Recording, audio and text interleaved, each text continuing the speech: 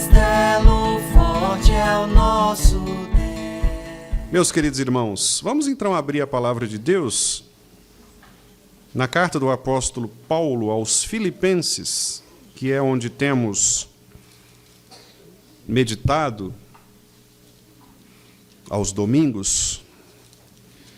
E eu quero ler com os irmãos os versículos 27 e 28, apenas do capítulo 1. Na verdade, eu farei a leitura dos versículos 27 a 30, porque este é um parágrafo completo. Contudo, eu preferi, apenas por uma questão didática, separar este parágrafo em duas partes.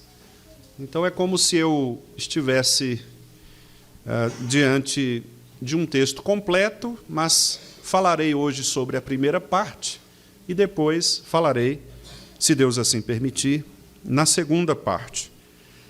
Então, versículos 27 a 30 do capítulo 1 de Filipenses.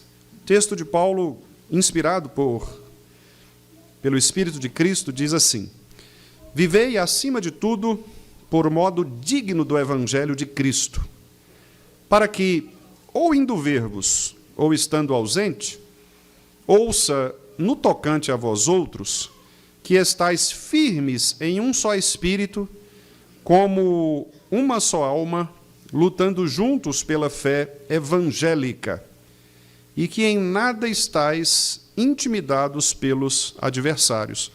Pois o que é para eles prova evidente de perdição, é para vós outros de salvação, e isto da parte de Deus, porque vos foi concedida a graça de padecerdes por Cristo, e não somente de crerdes nele, pois tendes o mesmo combate que vistes em mim, e ainda agora ouvis que é o meu. Amém. Vamos orar, meus irmãos, mais uma vez. Obrigado, Senhor, pelo privilégio de podermos juntos cultuarmos a Ti e participarmos de momentos tão singulares, tão expressivos para todos nós, como o culto que nós servimos e prestamos a Ti. Obrigado, ó Deus, por tudo que já fizemos aqui. Obrigado pelos cânticos, pelas orações, pelas leituras de Tua palavra. Obrigado pela entrega do Gustavo ao Senhor. E agora, Pai, Te agradecemos porque a Tua palavra é acessível a nós. E eu quero, portanto, pedir ao Senhor, no nome de Jesus, que possa me capacitar, ó Deus, nesta noite, para que eu transmita aos irmãos a palavra que é do Senhor. Portanto, ó Deus, controle os meus lábios, o meu coração, para que, de fato, a palavra do Senhor seja pregada com fidelidade.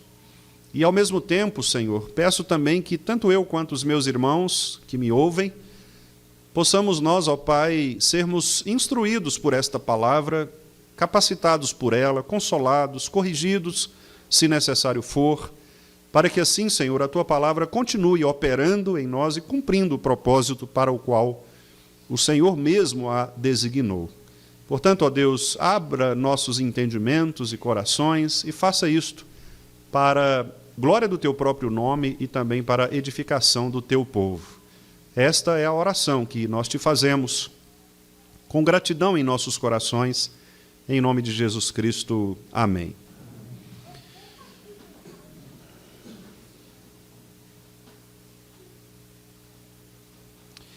Meus irmãos queridos,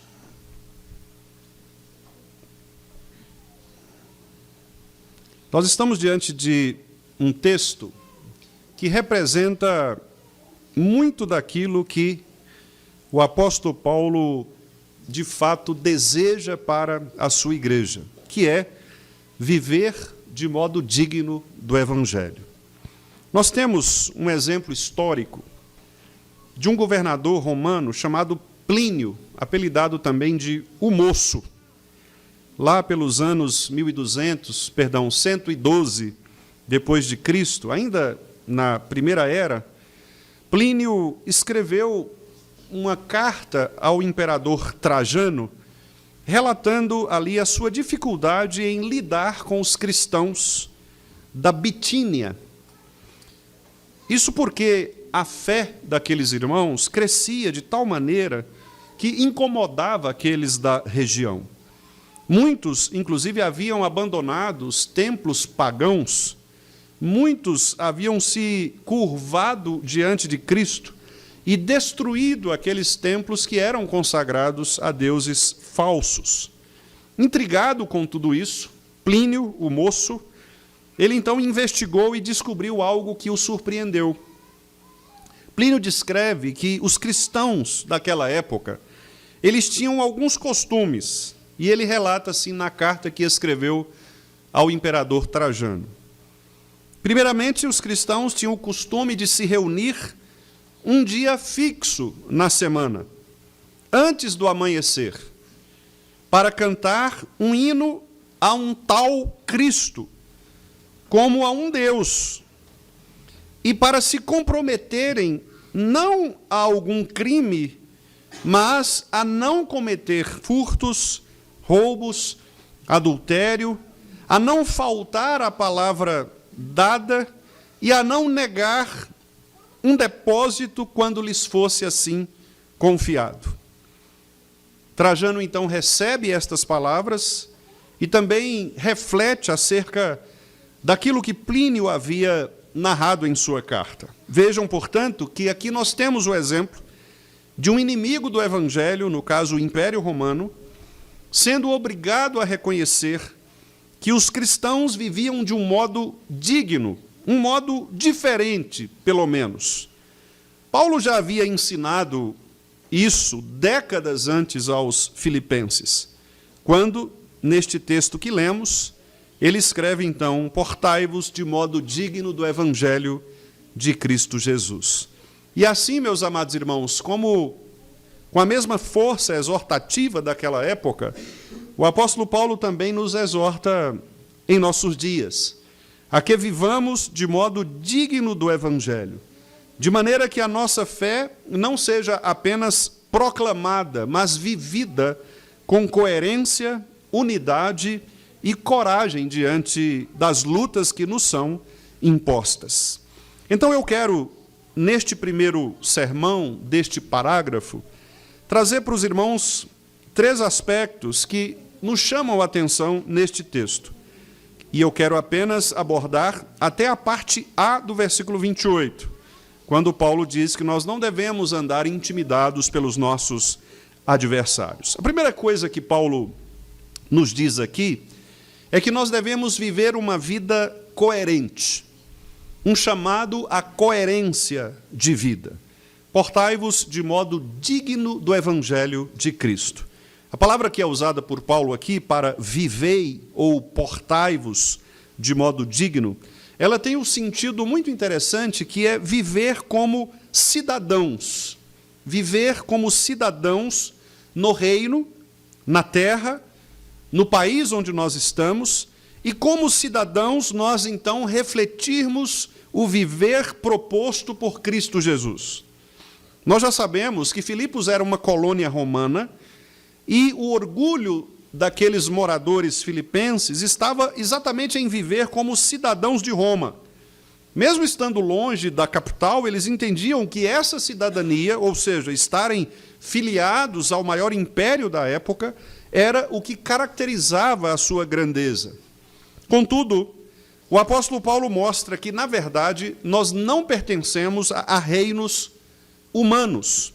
Nós não devemos, portanto, nos curvar diante de deuses construídos conforme as invenções dos homens. Mas, por outro lado, meus amados irmãos, obedecendo inclusive a oração de Cristo por nós, lá em João, capítulo 17, quando Cristo disse que nós não devemos sair deste mundo, mas vivemos neste mundo, Paulo também entende que nós devemos, como cristãos, nos portar de maneira digna onde estivermos. A proposta do apóstolo Paulo, portanto, é: não importa onde você esteja, onde você estiver, viva para refletir a glória de Cristo em sua vida. Em outras palavras, nós devemos viver de tal maneira que Cristo, em todas as áreas da nossa vida, seja glorificado. Seja no nosso trabalho, seja no lar, seja na nossa palavra do dia a dia, seja no nosso caráter, a maneira como nós vivemos, a maneira como nós nos relacionamos. O que o apóstolo Paulo quer, portanto, enfatizar é que aqueles irmãos que estavam vivendo um momento de perseguição e, inclusive, de disputas internas por causa do Evangelho, vocês se lembram que Paulo responde, inclusive, a uma preocupação desses irmãos que via outras pessoas pregando o Evangelho por pretexto, porque elas queriam apenas tirar de Paulo esta prerrogativa apostólica. Mas Paulo consola aqueles irmãos dizendo, olha, não se importem com isso, não percam o tempo pensando nas concorrências, nas competições, porque vocês têm um foco, e este foco é pregar Cristo e viver de uma maneira que agrade a Cristo. Portanto, não se preocupem com aquilo que é secundário.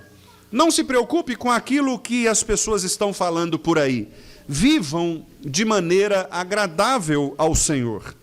E os irmãos se lembram que no texto anterior, Paulo chega a dizer que o viver é Cristo, exatamente porque ele entendia que o propósito principal da sua vida era glorificar a Cristo, quer na vida, quer na morte. Paulo chega a dizer, olha, se eu permanecer vivo, eu continuarei pregando Cristo. Se vocês me matarem, aqueles que continuam vivos pregarão Cristo. Então, Cristo vai ser glorificado ou na minha morte ou na minha vida. Não importa o que as pessoas fazem, o que importa é que Cristo seja devidamente glorificado. Então, agora ele diz, se é assim, vivam acima de tudo, de maneira que as pessoas que estão ao seu redor percebam com clareza que vocês são de outro reino. Vocês não pertencem às ideologias da sua época. Vocês têm um outro Senhor, que não é o imperador romano. Vocês devem, portanto, se curvar diante deste Senhor, para que, por meio disto, Cristo seja glorificado nas vidas de vocês e vocês se tornem também testemunhas deste Evangelho. Vivam, acima de tudo, por modo digno do Evangelho. A dignidade de que Paulo diz aqui é exatamente vivermos de uma maneira que glorifique a Cristo. A dignidade de que Paulo diz é a coerência da vida cristã. E, meus irmãos, às vezes nós somos indignos do Evangelho que nós declaramos professar. Isto porque nós prometemos seguir a Cristo naquilo que fazemos, mas por qualquer coisa que nos desafia, nós perdemos a noção da responsabilidade que nós assumimos diante do Senhor. Nós perdemos, muitas vezes, a coerência com aquilo que nós deveríamos fazer diante de Cristo e das pessoas. Por isso, no momento do batismo aqui do Gustavo, eu insisti que muitas vezes nós fazemos votos diante de Deus no culto solene ao Senhor, mas nós quebramos estes votos também, logo assim que podemos quebrar. Eu me lembro aqui de situações que envolvem ministros do Evangelho, pastores. Nós, os pastores, quando somos chamados ao ministério, passamos por uma série de exames e somos responsabilizados diante da igreja e diante de Deus, em primeiro lugar, a cumprirmos certas obrigações. Por exemplo, os pastores devem prometer fidelidade e subscrição aos símbolos de fé da Igreja Presbiteriana do Brasil. Isso significa dizer que os pastores deveriam ser coerentes com aquilo que a confissão de fé e os seus catecismos declaram. Mas, meus irmãos, não é nenhum segredo que muitos pastores que estão ao nosso redor sequer sabem o que está escrito nas confissões e nos catecismos. Muitos pastores, inclusive, entendem estes documentos como coisas do passado, como doutrinas mortas. Muitos pastores, muitas vezes, tratam os textos que estão nestes documentos como coisa antiga, sem valor, que precisa ser reinterpretada. Ora, isto, como diria o reverendo Boanerges Ribeiro, nem é uma questão espiritual. Esta é uma questão ética, de pessoas que demonstram, às vezes, mau caratismo mesmo, porque elas prometeram diante de Deus e da igreja subscreverem os símbolos de fé, mas elas viram as costas quando detêm um certo poder de governar o povo. Paulo está dizendo que a nossa vida precisa ser coerente. As nossas palavras precisam ser sim, sim, não, não. O que disto for diferente pertence ao diabo. Portanto, se nós prometemos algo diante de Deus, nós devemos fazê-lo. Se nós prometemos diante de Deus sermos ministros fiéis à palavra, subscrevendo os símbolos de fé que nós confessamos, não há nenhuma razão para que eu, assim, diante de pressões, ou diante, quem sabe, de ideias próprias, eu venha a abandonar aquele compromisso que fiz diante de Deus e diante da igreja. Quantos pais vêm à frente e prometem ensinar os seus filhos a ler a palavra de Deus, a orar com eles, a caminhar com eles, e logo que passa algum período da sua vida, isso é esquecido? Às vezes os pais, inclusive, terceirizam o conhecimento espiritual para a igreja. Passam a semana inteira levando seus filhos a outro tipo de conhecimento, e às vezes querem que em 50 minutos, em 40 minutos, em 30 minutos, a professora ou professor de escola dominical fale a respeito de Cristo a esta criança. Incoerência, um viver indigno, porque você prometeu. E mais uma vez, citando o reverendo Boanerges Ribeiro, ele disse que ninguém nos obriga a ser presbiterianos, ninguém. Mas se queremos sê-lo, devemos fazê-lo com dignidade. Portanto, as promessas que nós fazemos, os votos que nós declaramos, seja no batismo, seja na ordenação de pastores, de presbíteros, de diáconos, seja na profissão pública de fé, são votos, meus irmãos, que nós precisamos cumprir. Porque se não cumprirmos estes votos, ainda que passe despercebido da liderança da igreja, ou mesmo que a liderança seja conivente com alguns destes erros, nós seremos julgados pelo Senhor. Nós seremos, sim, julgados pelo Senhor. Quando a igreja vive de maneira digna, ela testemunha às pessoas, inclusive aos nossos inimigos, aos ímpios, a sua verdadeira fé. Plínio observou que aqueles cristãos não se destacavam por rebeldias políticas, por motins. Aqueles crentes não eram destacados pela maneira como se vestiam, pela maneira como se envolviam com a sociedade. Não. Eles eram pessoas comuns, mas eram pessoas honestas, eram pessoas moralmente puras, eram pessoas confiáveis. Eram pessoas que, tendo convertido por causa do poder de Cristo, elas davam testemunho do Evangelho de Cristo. Por isso, Paulo diz: vivam, irmãos, continuem vivendo de modo digno do Evangelho. Em segundo lugar, Paulo fala a respeito da necessidade de nós termos unidade e firmeza. Veja o que ele diz no versículo 27, a parte B. Ele diz que estáis firmes, para que eu ouça, no tocante a vós outros, quer dizer, a respeito de vocês, vivam de modo digno, para que eu possa ouvir, mesmo estando aí ou estando longe, que vocês estão firmes em um só espírito, como uma só alma, lutando juntos pela fé evangélica. Paulo enfatiza aqui, meus irmãos, que a dignidade do Evangelho não é apenas viver de modo individual, não é apenas uma decisão de uma pessoa, mas é a coletividade da igreja. Por isso, ele usa verbos no plural. Estais, vivei, são verbos plurais. Vós devem estar. Vivam vocês. Estejam firmes. Porque Paulo fala à igreja. Ele não fala a indivíduos. E falando à igreja, ele diz que a igreja deve se fundamentar nos pilares da fé genuína, que é um só Espírito, uma só fé, uma só alma. Aqui nós podemos pensar numa maneira triperspectivista, em 3 perspectivas, como que de fato o Espírito de Cristo atua na igreja, como que de fato a fé implantada por Cristo em nosso coração deve ser mantida, e como isso deve nos animar, como isso deve afetar a nossa alma. A ideia de Paulo é que a fé genuína, ela não é defendida por um indivíduo, mas ela é defendida por toda a igreja.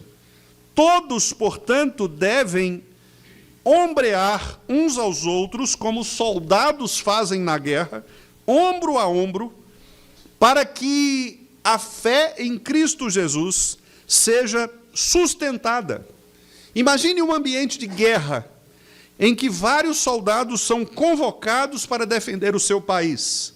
Eles devem, portanto, ter um plano sólido, e eles devem se ombrear, ombro a ombro, sustentando o mesmo estandarte, a mesma bandeira, marchando sempre na mesma direção. A ideia do apóstolo Paulo, portanto, é que estes irmãos de Filipos deveriam se unir em torno daquilo que é fundamental, essencial, que é o Evangelho de Cristo. A verdadeira fé, a unidade da igreja, portanto, não se constrói em outra coisa senão pela seriedade do Evangelho de Cristo. A unidade da igreja, meus amados irmãos, só pode ser mantida em torno da verdade da palavra. A unidade da igreja não se faz por meio de gostos pessoais, mas por aquilo que a Escritura estabelece. De modo que Paulo deseja, de fato, ouvir a respeito daqueles irmãos, que eles estavam juntos pela defesa da fé evangélica. Esta expressão de Paulo rima de maneira muito próxima com aquilo que Judas escreveu na sua pequeníssima carta. Judas, também preocupado com esta penetração de lobos vorazes, de indivíduos que ele diz que entraram na igreja com dissimulação para perverterem o evangelho de Cristo, Judas diz o seguinte: amados, quando eu empregava toda a minha diligência para escrever-vos acerca da comum salvação, foi que me senti obrigado a corresponder-me convosco, exortando-vos a batalhardes diligentemente pela fé que uma vez por todas foi entregue aos santos.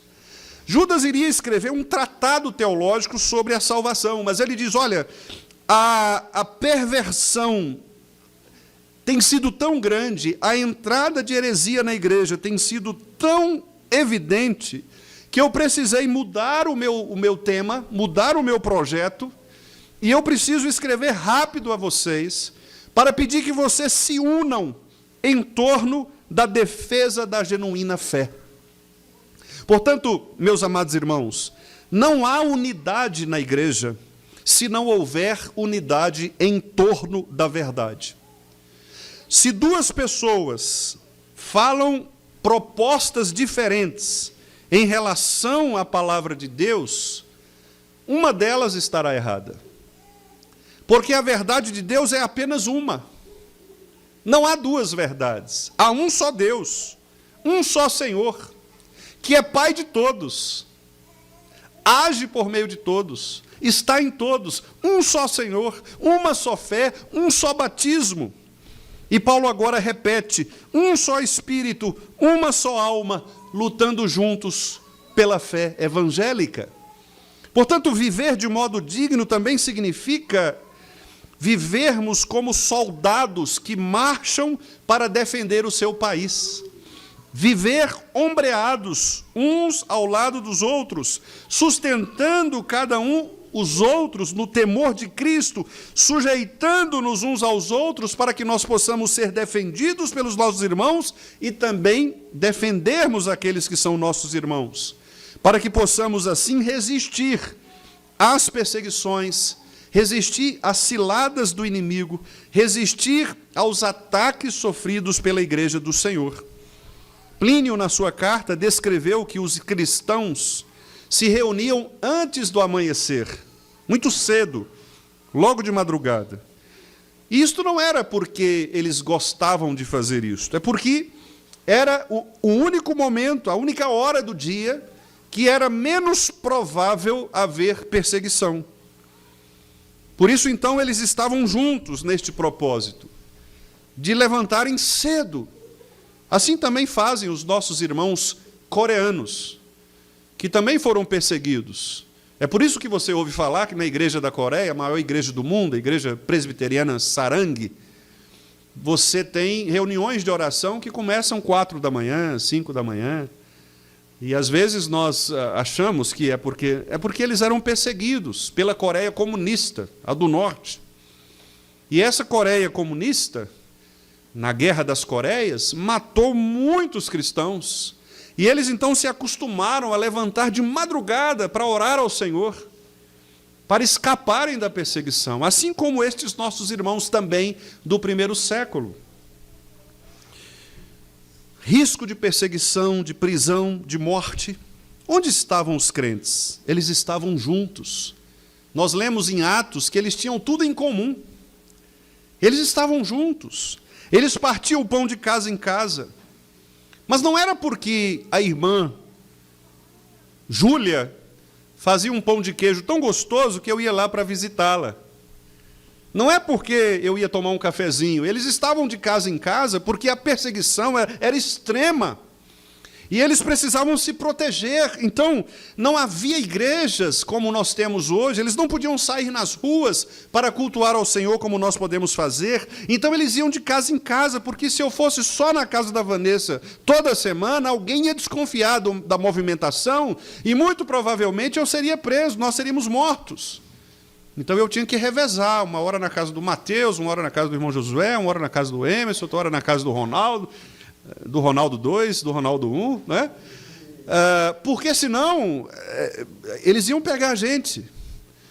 Então, eles estavam de casa em casa, e eles tomavam a ceia juntos, falando baixinho, não podia nem cantar, por isso que você não tem música no Novo Testamento. Não tem música. Tem gente que fala, tá vendo, no Novo Testamento não tem música, então vou tirar tudo. Não tem nada a ver, porque eles não podiam fazer barulho. E crente gosta de fazer barulho, vocês sabem disso, né? Pegou um violãozinho, um negócio aqui, já pá, o negócio já, né? Lá não podia, porque tinha um silêncio. Então eles nem cantavam. Se cantavam, diz a história, que eles solfejavam. Solfejar é ficar assim. Não é, Sr. Josué? Não é isso? Então eles cantavam lá. Né? Baixinho, solfejavam, porque eles não podiam fazer barulho. Então Paulo está falando, irmãos, tempos de perseguições são tempos trágicos. Se vocês não se unirem, o que será de nós? Então vivam de maneira digna do Evangelho, diante das pessoas, sejam honestos, sejam crentes de verdade, deem bom testemunho da palavra de Deus e fiquem firmes, porque na perseguição não há quem seja pior ou melhor, todos vocês estão no mesmo lugar. Eles não vão querer saber, Miriam, se você é arminiano ou se é calvinista. Vai saber se você é cristã. Se um perseguidor muçulmano vier até nós para nos matar, ele não vai querer saber se você é calvinista, se você é luterana, se você é zwingliana. Ele vai dizer, você crê em Jesus? Creio. Pum, acabou, morreu. É simples assim, Cristo nos une.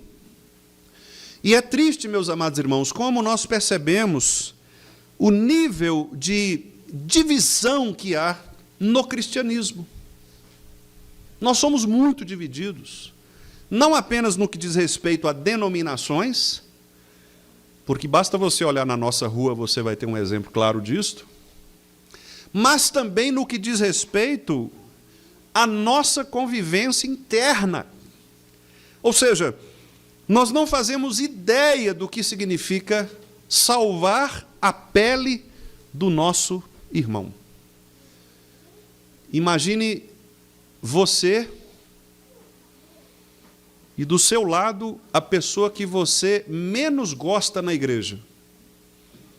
E eu sei que todo mundo tem alguém que menos gosta na igreja. Talvez até o seu inimigo, a pessoa que luta contra você. E aí você tem um soldado que está apontando a arma para vocês dois. Que diferença vai fazer?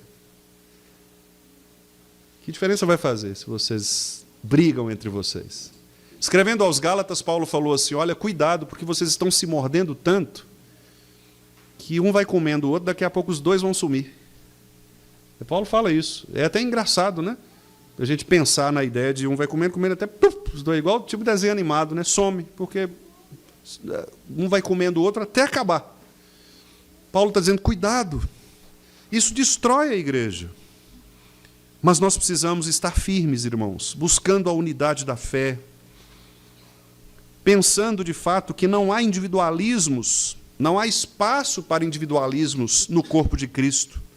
Não há espaços para destaques individuais, pessoais. Uma igreja dividida, ela enfraquece o testemunho do Evangelho. Uma igreja, irmãos, dividida, ela serve como mau testemunho para as pessoas. Imagine os visitantes chegarem na nossa igreja e ouvirem falar de que há divisão entre nós, de que há partidos entre nós, de que há um grupo B e um grupo C, um grupo A, um grupo D. Isto é uma vergonha para nós.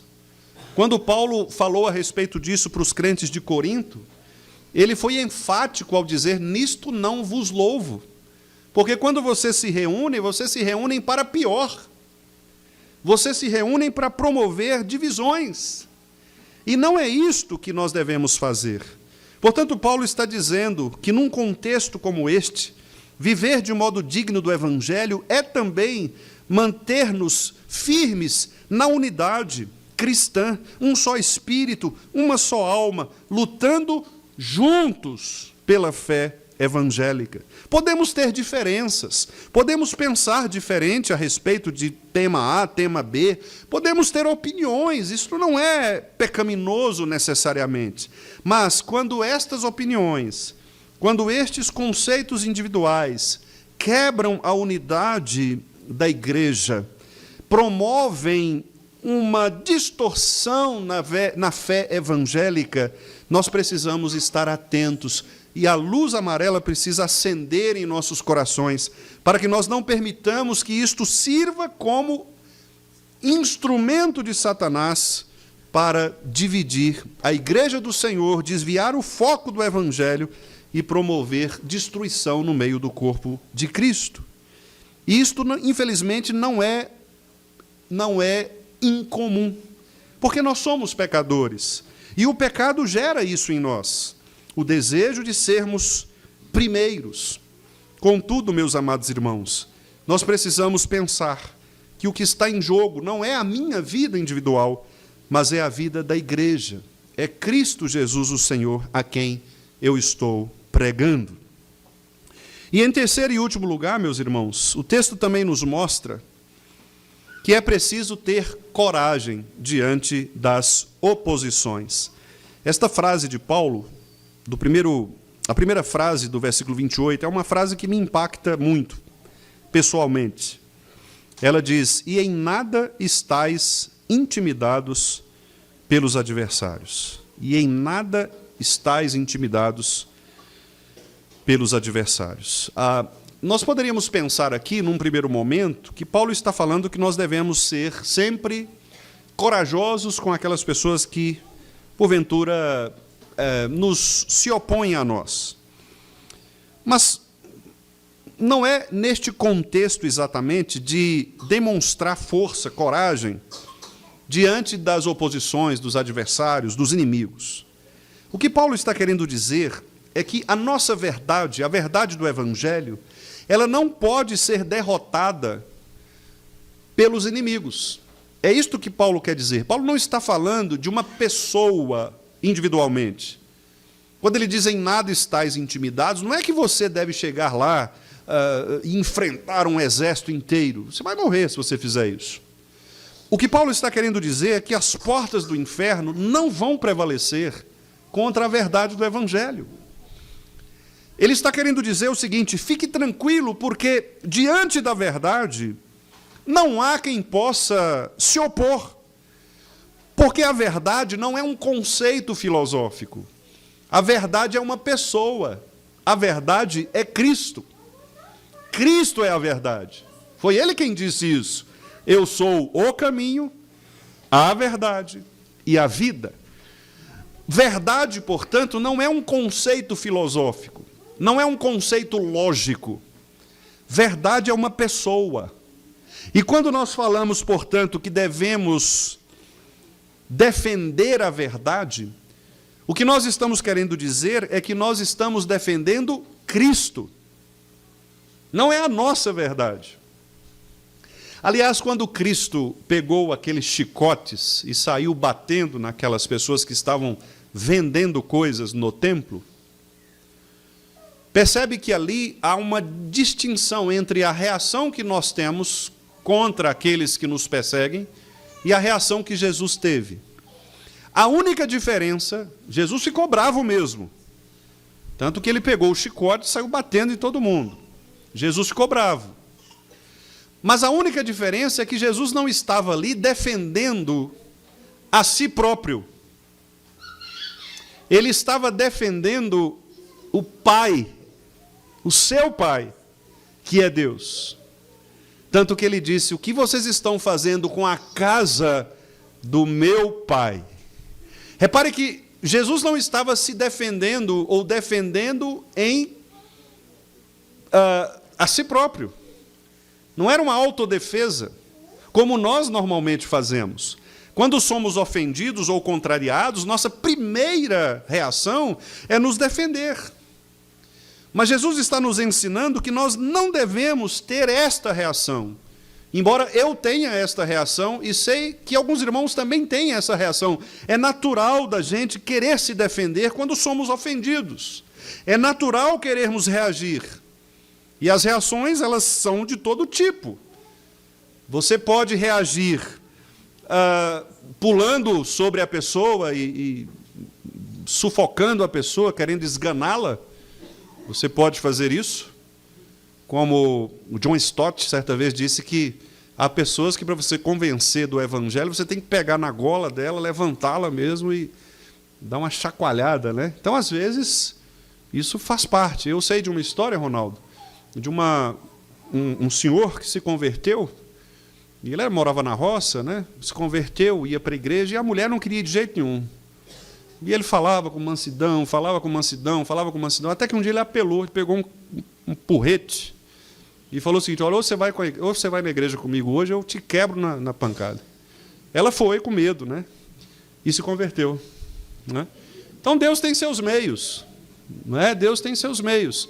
Não estou dizendo que a gente tem que pegar porretes aqui para convencer as pessoas do pecado, mas o que eu quero dizer é que reações, elas são das mais diversas. Há pessoas que não fazem isto, que não falam nada, mas que encerram dentro de si mágoas. Tem gente que fica anos com aquilo no coração, magoado, ressentido, e não fala nada. Você fala: poxa, como que fulano é bonzinho, como que é? Não é nada, é uma cobra. Veneno escorrendo na boca, só que você não vê. Como as cobras, geralmente, né? A não ser a cascavel, as outras não costumam avisar. Elas vão... Por isso que Jesus, inclusive, disse que nós tínhamos que ser serpentes com aqueles que são serpentes. Em outras palavras, fique esperto, porque a cobra, a serpente, ela vem devagarinho, então você fica na moita também, que na hora que ela vier, você corta antes, né? Para que ela não te pique. Às vezes é assim. Há pessoas que são sorrateiras. Elas agem sorrateiramente. Há outros que são mais reativos. Não importa quem seja quem. O que importa é que nós precisamos entender que Paulo deseja não que nós nos defendamos individualmente. Não é a minha honra que eu preciso defender. O que eu preciso defender é a honra de Cristo Jesus, o Senhor. Portanto, quando a verdade de Cristo for desafiada, eu tenho obrigação de me levantar com toda a força e assim denunciar as heresias contra o Evangelho. Se alguém disser para você que você é feio, não fique com raiva desta pessoa, é apenas uma opinião. Talvez você seja feio mesmo, é apenas uma opinião. Mas se ela porventura disser que Cristo não é Senhor, aí você não deve aceitar. Você deve dizer para ela, olha, eu posso até ser feio, mas Cristo é Senhor. Uma coisa é nos ofenderem pessoalmente, outra coisa é ofenderem a verdade.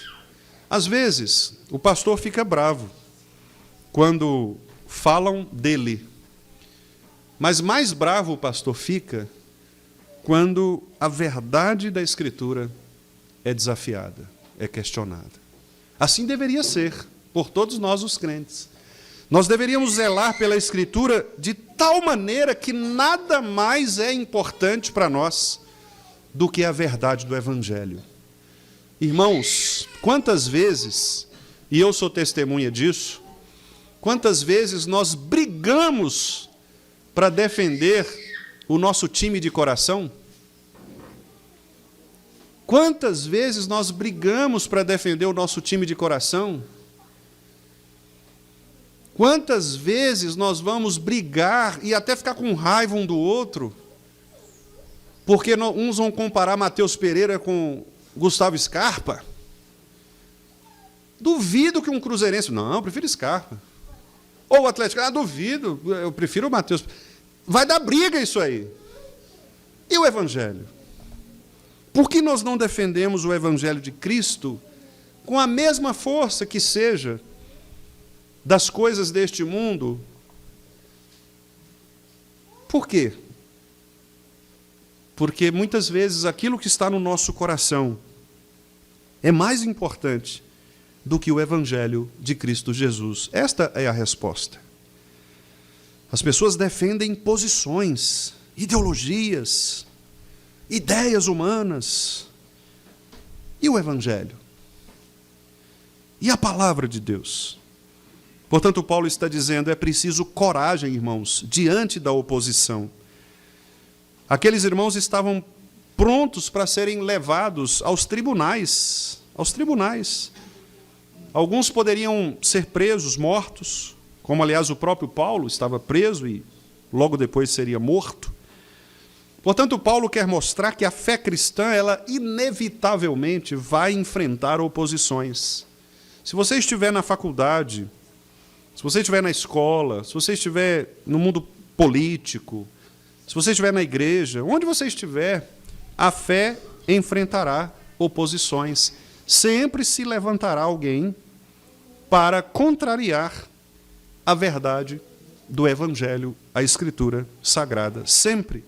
E o nosso papel é não nos conformarmos com este século, mas moldarmos a nossa mente com a palavra de Cristo, para que ela mesma seja para nós regra de fé e de prática. Paulo, então, está nos chamando, irmãos, para vivermos sem medo, porque a vitória é do Senhor. A batalha pertence ao Senhor. A vitória é do Senhor. Às vezes, quando algum colega pastor, ou, geralmente, os pastores falam entre si, e alguns deles se desanimam a respeito da reação que muitas vezes a pregação da palavra tem nas igrejas, pastores que são fiéis e que muitas vezes são rechaçados, são às vezes até expulsos das igrejas porque são fiéis à palavra. É comum nós ouvirmos com tristeza isto, né? Mas, ao mesmo tempo, as palavras de consolo que geralmente estes irmãos ouvem e nós ouvimos, é de que a pregação da palavra é assim mesmo, ela vai provocar reações, inclusive de oposições, de perseguições. Isto é natural do coração humano. Nós não devemos reagir, portanto, com indignação Nós não devemos reagir com medo, nós não devemos reagir com covardia, mas nós devemos ter a coragem de nos opor, de enfrentar aqueles que se levantam contra a palavra de Deus. É isto que o apóstolo Paulo está nos ensinando. Voltando a Plínio, também como parte dos seus relatos, ele dizia que aos acusados do cristianismo, que os acusados do cristianismo, eles tinham a chance de negar a sua fé e adorar assim os deuses romanos. Se eles fizessem isso, eles seriam salvos. Um exemplo que nós temos é de Policarpo, pastor de Esmirna. Já citei várias vezes aqui para os irmãos, 86 anos de vida, Policarpo, e ele foi levado para ser morto. E ali o soldado disse exatamente isso: você vai permanecer assim, crente, ou vai negar este Cristo? E a frase de Policarpo, que nos impacta até hoje, foi a seguinte: olha, eu tenho 86 anos e este Deus nunca me abandonou, então não é agora que eu vou abandoná-lo. E ele então é queimado vivo, depois morto, não é, diante de pessoas. E assim o testemunho destes irmãos, como Policarpo e muitos outros, são testemunhos vivos de pessoas que resolveram enfrentar a oposição à fé. Eles não iam se curvar a deuses romanos, coisa nenhuma. Eles não iam se curvar a ideologias humanas, coisa nenhuma. Nós não devemos nos curvar a ideologias humanas, coisa nenhuma. Não devemos ser escravos das ideologias humanas, meus irmãos. Nós somos escravos de Cristo. Nós não somos escravos do que os professores de faculdade nos ensinam. Nós não devemos ser escravos dos métodos humanos. Nós somos escravos de Cristo. Não interessa quem tenha dito. Talvez seja o mais inteligente dos homens. Se o que ele disse não diz respeito à Escritura, se o que ele disse e defendeu não tem a ver com o Evangelho, rasgue isso. Jogue isso fora. Abandone essas ideias miseráveis que são contrárias à palavra do Senhor. Nós não vivemos neste mundo para defender ideias humanas. Nós vivemos neste mundo para enfrentar as oposições a Cristo. Este é o nosso papel. Nós estamos aqui para defendermos Cristo, onde estivermos. Não para dar ibope a ideias humanistas. Ou nós somos cristãos de verdade, nos curvamos diante de Cristo Jesus, o Senhor, ou nós vamos adorar aos deuses pagãos da nossa cultura. Lembre-se de Daniel e dos seus amigos. Mesmo pressionados, eles não se curvaram aos deuses de Nabucodonosor. Eles sequer comeram das comidas servidas por Nabucodonosor. Eles foram crentes sérios, que entenderam que a sua missão no mundo era se opor às ideias humanas, que não condizem, que não combinam com o verdadeiro Evangelho. Portanto, faça uma avaliação na sua vida e pergunte a você mesmo se as ideias que você sustenta, se a prática que você leva na sua vida, se isto pode ser apoiado, sustentado pela Escritura. Se não puder, abandone estas coisas. É melhor você chegar sem um olho no céu do que todo o seu corpo ser queimado no inferno. É muito melhor você perder o seu emprego, é muito melhor você perder o seu título, é muito melhor você perder o seu marido, o seu namorado, a você viver pecando contra o Senhor. Você pode viver 90 anos, 100 anos neste mundo defendendo as suas ideias. Chegará um dia que você não terá mais o que defender. E é nesse dia que você terá que prestar contas a Deus. Mas eu falei do Senhor, mas eu preguei a tua palavra, mas eu fiz muitas coisas na igreja. Apartai-vos de mim, vós os que praticais a iniquidade. Eu nem vos conheço. Que não seja esta a palavra que ouçamos, meus amados irmãos. A carta de Plínio mostra que a vida dos cristãos era tão marcante, pela dignidade, pela unidade, pela firmeza na fé, pela coragem, que até mesmo os inimigos tiveram que admitir. Os crentes são diferentes.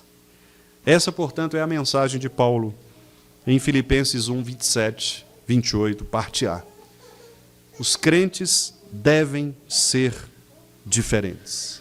Se nós não fizermos diferença neste mundo, se nós aceitarmos as ideias humanas, a prática antibíblica, se nós aceitarmos estas coisas como normais, nós estaremos mesmo fadados à condenação, à morte, e a igreja não subsistirá. Tem sido assim ao redor do mundo. Você pode pesquisar e veja quais igrejas ainda se sustentam de pé. Você vai ficar chocado quando perceber que as igrejas que não são mais igrejas cristãs são aquelas que deixaram entrar ideias humanistas. São aquelas igrejas que trocaram a pregação da palavra de Deus e a firmeza do Evangelho por ideologias humanistas. Essas igrejas hoje nem existem. Se tornaram casas de show, se tornaram prostíbulos, se tornaram boates, porque a palavra de Deus foi retirada do lugar central. Então eu preciso reafirmar, enquanto Deus nos der vida, enquanto Deus nos der saúde, enquanto Deus nos der capacidade, enquanto nós estivermos aqui, os irmãos ouvirão palavra. Eu creio nisto, e é este o meu compromisso. O compromisso que eu fiz há 16 anos, diante do meu presbitério, de pregar a palavra de Deus, sendo submisso aos símbolos de fé e ao governo da Igreja Presbiteriana do Brasil. Peço aos irmãos que orem por mim, para que a minha confissão e a minha profissão de fé permaneçam vivas, permaneçam seguras, para que eu possa continuar pregando este Evangelho do Senhor, sempre para que Cristo seja glorificado e para que a igreja seja edificada.